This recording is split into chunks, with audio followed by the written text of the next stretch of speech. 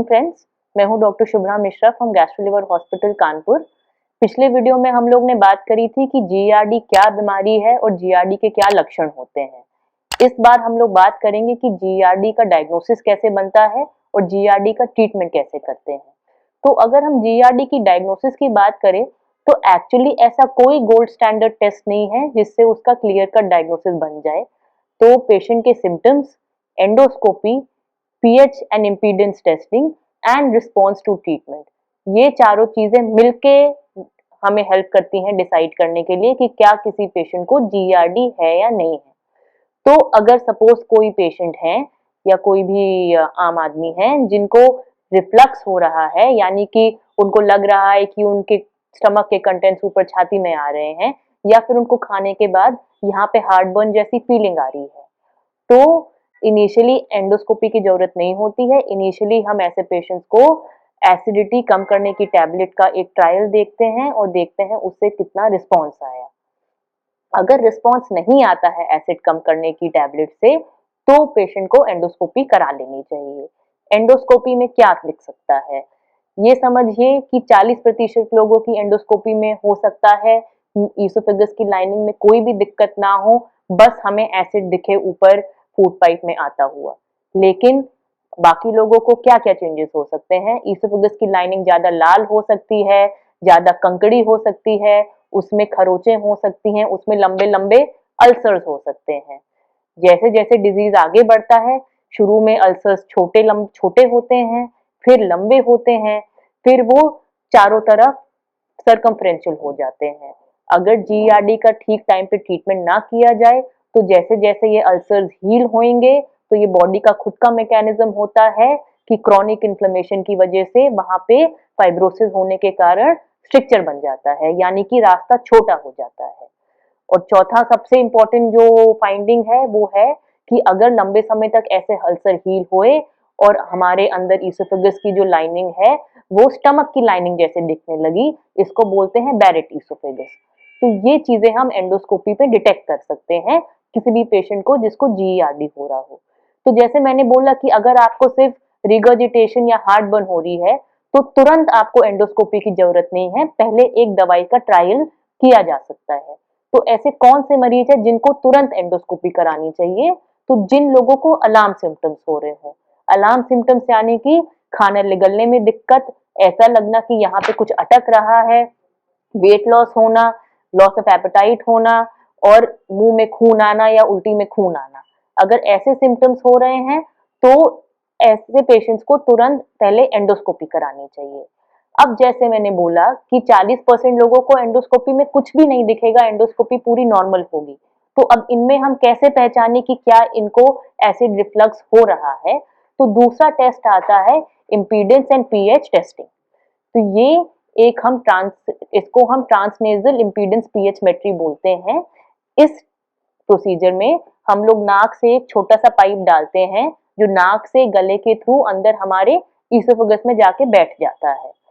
फिर ये छोटा सा पाइप होता है एक पेन की रिफिल के बराबर, तो इसलिए ये बिल्कुल भी अनकंफर्टेबल या पेनफुल नहीं होता है। ये पाइप 24 से 48 घंटे अंदर ऐसे ईसोफेगस में बैठे रहता है और ये दो चीजें डिटेक्ट करता है। एक तो कि जो ईसोफेगस में कंटेंट्स हैं उसका पीएच क्या है, क्या ये एसिडिक है या बेसिक है, और दूसरा कि जो ईसोफेगस के कंटेंट्स हैं उसका स्टेट क्या है, क्या ये लिक्विड है, क्या ये गैस है, क्या ये सॉलिड है। तो इन दोनों चीज को कंबाइन करके हमें ये समझ आ जाएगा कि एसिड की ईसोफेगस में गैस है, लिक्विड है, अगर लिक्विड है तो एसिडिक है या नॉर्मल पीएच का है। ये इसलिए जरूरी है कि नॉर्मल इंसान में ईसोफेगस हमेशा खाली रहना चाहिए, उसमें बस थोड़ी सी हवा होनी चाहिए, कोई लिक्विड नहीं होना चाहिए।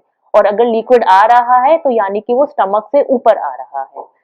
जब हम पेशेंट की ये टेस्टिंग करते हैं तो उनको हम साथ में एक डायरी भी देते हैं जिसमें वो नोट करते हैं कि उसको कब कौन सा सिम्टम आ रहा है। तो at the end of the 24 hour investigation हम कोरिलेट करते हैं कि जो सिम्टम्स हैं और जो हमारी पीएच मेट्री की फाइंडिंग्स हैं वो मैच कर रही हैं या नहीं कर रही हैं। तो यानी कि जो सिम्टम्स हैं वो जब अंदर एसिड हो रहा है, लिक्विड आ रहा है, उसी समय आ रहे हैं, या सिर्फ लिक्विड होने पे आ रहे हैं जब एसिडिक ना भी हो तो, या फिर बिना लिक्विड के भी सिम्टम आ जा रहे हैं। क्योंकि ये दोनों तीनों अपने आप में अलग अलग बीमारियां हैं। अगर बिना एसिड के आए भी सिम्टम्स आ रहे हैं तो यानी कि पेशेंट को रिफ्लक्स से ज्यादा सेंसिटिविटी हो रही है, या अगर बिना एसिड बिना रिफ्लक्स के पेशेंट को सिम्टम आ रहे हैं तो इसको बोलते हैं functional heartburn. This is not actually GERD.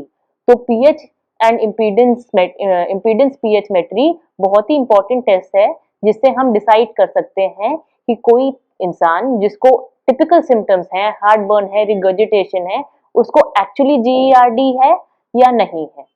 तो अगर आपको जीईआरडी का सिम्टम्स आ रहे हैं तो अवश्य आप एंडोस्कोपी एंड इम्पीडेंस पीएचमेट्री टेस्ट कराने का सोचें।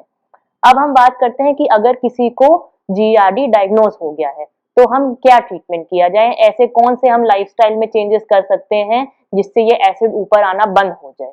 तो सबसे इंपॉर्टेंट चीज तो है वेट लॉस।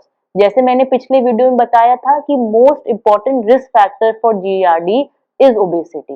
तो वेट लॉस करना बहुत ही जरूरी है, क्योंकि जैसे जैसे हमारे पेट से वजन कम होएगा वैसे वैसे हमारा जो लोअर ईसोफेजियल स्फिंक्टर है उस पे जो नीचे से प्रेशर पड़ रहा है वो रिलीज होएगा, और जो एलईएस हमारा लैक्स हो रहा था वो नॉर्मल हो जाएगा।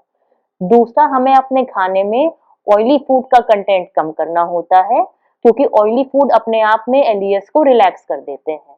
तीसरा, ये कोशिश करनी है कि जब भी खाना खाएं उसके अगले 2-3 घंटे में नहीं लेटें, और जो रात का खाना है वो सोने से एटलीस्ट 2 आवर्स पहले हो जाए, और जब सोएं तो अपना सिर थोड़ा सा ऊंचे तकिए पे करके सोएं। चौथी चीज है कि स्मोकिंग एंड टोबैको का सेवन जीआरडी के सिम्टम्स को एग्जैजरबेट करता है, अल्सर फॉर्मेशन को इंक्रीज करता है, तो ये दोनों चीजें तो अवॉइड करनी ही करनी है।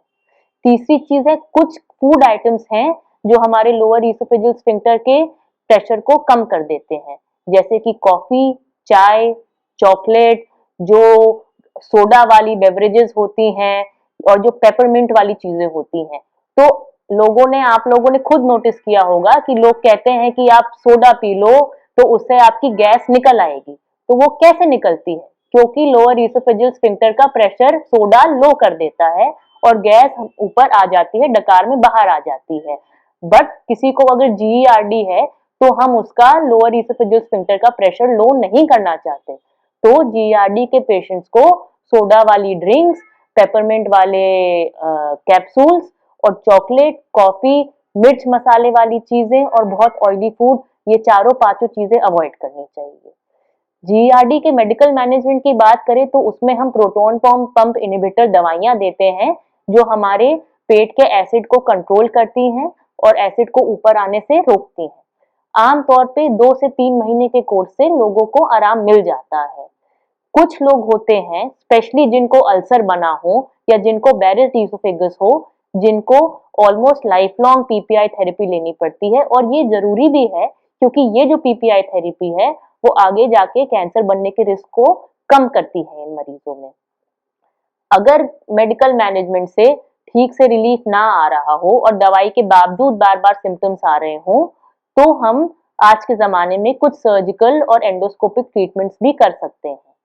सर्जिकल ट्रीटमेंट्स, एंडोस्कोपिक ट्रीटमेंट्स करने से पहले एक टेस्ट बहुत जरूरी है जिसको बोलते हैं ईसोफेजियल मैनोमेट्री। ईसोफेजियल मैनोमेट्री से ये पता चलता है कि जो हमारा फूड पाइप है वो खाने को एसिड को ठीक से आगे बढ़ा भी पा रहा है या नहीं बढ़ा रहा है। क्योंकि अगर ये टेस्ट हमारा दिखाता है कि हमारा खाना ठीक स्पीड से आगे नहीं बढ़ पा रहा तो कोई भी सर्जिकल या एंडोस्कोपिक इंटरवेंशन करना सही नहीं रहेगा। तो कभी भी सर्जिकल इंटरवेंशन या एंडोस्कोपिक इंटरवेंशन प्लान करने से पहले मैनोमेट्री करवाना बहुत जरूरी है। Surgical interventions and endoscopic interventions उन लोग के लिए सूटेबल होते हैं जिनको जीईआरडी की वजह से अल्सर्स बन रहे हो या बैरेट ईसोफेगस हो गया हो, साथ में जिनको हाइटल हर्निया भी हो, एंड स्पेशली जिन लोगों को मेन सिम्टम रिगर्जिटेशन का हो। अगर किसी को मेन सिम्टम हार्टबर्न का है तो उसके लिए दवाई ही बेस्ट इलाज है, उसको एंडोस्कोपिक या सर्जिकल थेरेपी के लिए नहीं जाना चाहिए। तो आज हमने समझा कि जीईआरडी के मैनेजमेंट में आप क्या कर सकते हैं और हम एज डॉक्टर्स आपके लिए क्या कर सकते हैं।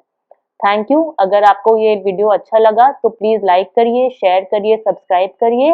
आगे हम ईसोफेगस और स्टमक के और भी डिजीजेस की बात करेंगे।